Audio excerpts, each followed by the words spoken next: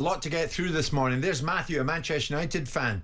So Arsenal, big injury problems, and that has cost them dearly. United at the moment, no Mainu, Ahmad, Maguire, Shaw, Mount, Martinez, Ugarte. We're not complaining about that. Life goes on. Well, certainly you do most weeks, and you're 14th Manchester in the league. United fans have been complaining quite a bit, but on this occasion, Matthew, I'll go with what you are saying. The fact of the matter is, it's all but over for Arsenal. Is this title challenge all but done? It would seem it is, because the gap between Liverpool and them is now too much to bridge. We'll get to Liverpool this morning, of course. Liverpool and Slot in his first season look as if they're going to get their hands on that Premier League trophy. In the meantime, Arsenal maybe ruin the opportunity or the missed opportunity in the last window to buy a striker, to get someone in to score the goals that might have made a difference. Arteta was pushed on that on Sky yesterday. You excuse the players a little bit at least when you look at the concentration of injuries you've got in that forward line. Obviously Martinelli comes on, but no Saka, no Havertz, no Jesus. I mean, I will defend my players all the time because the will to do what they want is no question about that. But in those moments, we have to be better as a team. That's it. And do you regret not signing a striker in January? Perhaps that extra player? No, it's not about that? No, it's not about that. Okay, Miguel, one more. Yeah. I have to ask you about the title race because it's 15 points now. Is it too much? Right. The title race, no, that was just a question too many, and Arteta legged it off to the away dressing room, one would think. Arsenal invincible Martin Keown in our midst this morning. Martin, undoubtedly, you and others around you had the title-winning mentality. Do you recognise that in this current squad? I've just explained to you that sometimes that pathway to success is a different one, isn't it? For some players, Jim, it's easy. They go all the way then. It can be a lazy route as well, by the way. But I knew the path well because I trod every step to be a winner. And it came through out of hurt sometimes, not winning trophies. So that's where Arsenal are right now. So they need to take stock. You never want to say it's over because there's always another game coming up and you've got to be professional. And I thought there were a lot of good winners on show for Arsenal. So I like Declan Rice. To me, he showed lots of leadership qualities yesterday. Great defending. He's at both ends of the pitch, Jim. There's not a lot wrong. That can be fixed. But this season's probably a bit too late. And even the Champions League, if Arsenal go through, then they play Real Madrid. The likely team that they play is either Atletico Madrid or Real Madrid. Looks like it's going to be Real Madrid. I mean, Roy Keane, for one, was asked, might they come back and win it next season? Amongst other points that he raised, what makes you think the manager can do it, said Keane. They've got close over the last few years, but City will be strong next year, and I'm sure Liverpool will be too. Where is the evidence to think that they can do it? Getting a striker in would help. Have they got the right mentality? Has the manager? It's all right challenging, but it should be about winning titles. Mentality. It should be about winning titles. Well, are they on that wavelength, Simon? Well, I mean, I'm quite happy to have a pop at Arteta every now and again, but which part of his mentality, which is constantly about winning things, starts the season saying he doesn't want to lose games, starts the season wanting to win everything that they compete in. I'm not understanding what it is about Arteta's attitude, whether it's the way that he embraces the media, whether he tries to find the positive in everything that they do. Sometimes I don't agree with some of the things that he comes up with, but notwithstanding that, he's always on the front foot. I'm not entirely sure what Roy's point is, but going to central points, unless they're going to do something to create some of the solutions to some of the inevitable problems that they've got, then no, they won't win the league. Well, is there any evidence that Man City are going to automatically bounce back? They'll be better next year than they were this year, but it doesn't necessarily mean they're going to assume the mantle of this side that were beating teams before they even got out on the pitch. Yeah. Liverpool. So, I don't agree with Roy. I agree with most of the things he says there, but I don't really understand what point he's making about Arteta's mentality. What point is he suggesting that Arteta doesn't have a winner's mentality?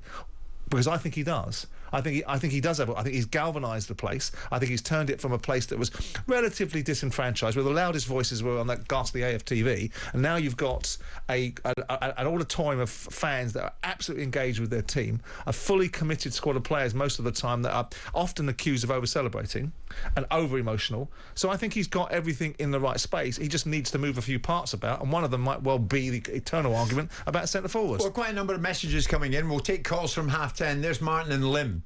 Sal Nketiah, Smith Rowe, Lone Nelson, all the attackers in August. You buy Calafiori and Merino. In they come. And the jury's out to a degree. Let's hope nobody gets injured. That's the 100% that lies with Arteta. Always what you haven't got. Arsenal fans, they're being honest rather than just taking a swipe at what you haven't got, would never, ever in any universe suggest that Nketiah was the answer. He's gone to Palace, hardly set the world on light. He's a decent player, but he's not your answer. Now, because you haven't got him, he could have been kept. Rather have him now, Simon, than have a midfielder up front? Oh, yeah, if my aunt was my uncle. You keep an average player on the side that ultimately wasn't going to get any game time, probably wanted to leave, and the decision was made that they'll sell him before he becomes actually free and no one will be getting anything. Those two players, by the way, were hardly playing, Jim, for Arsenal. And the decision was taken that their pathway's been blocked to the first team by the succession of players that we've talked about this morning that are now injured.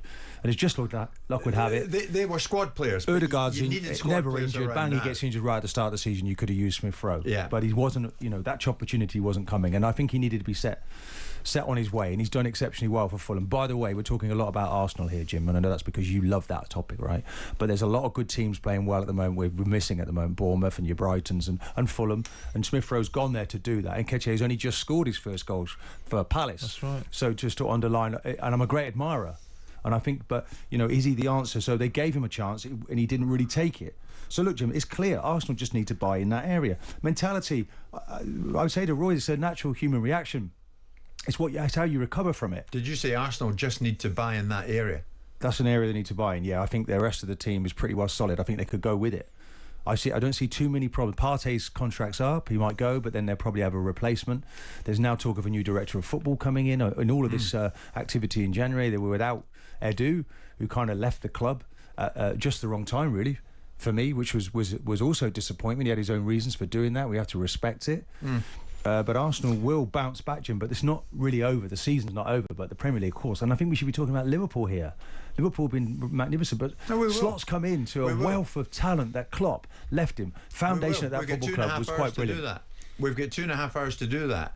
But it's interesting to get your view this morning. Being an Arsenal invincible, someone who had the mentality and knows what it took to get over the line.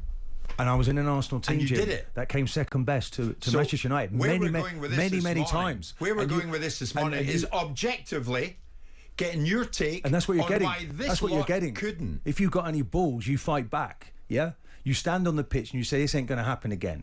And I see it with the manager. I see enough players, but you can't do it. I wasn't without Henry.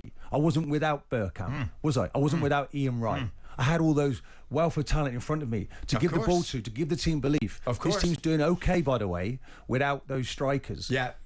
But you would agree with me that there are many, many Arsenal fans out there and all over the country saying this should have been the time.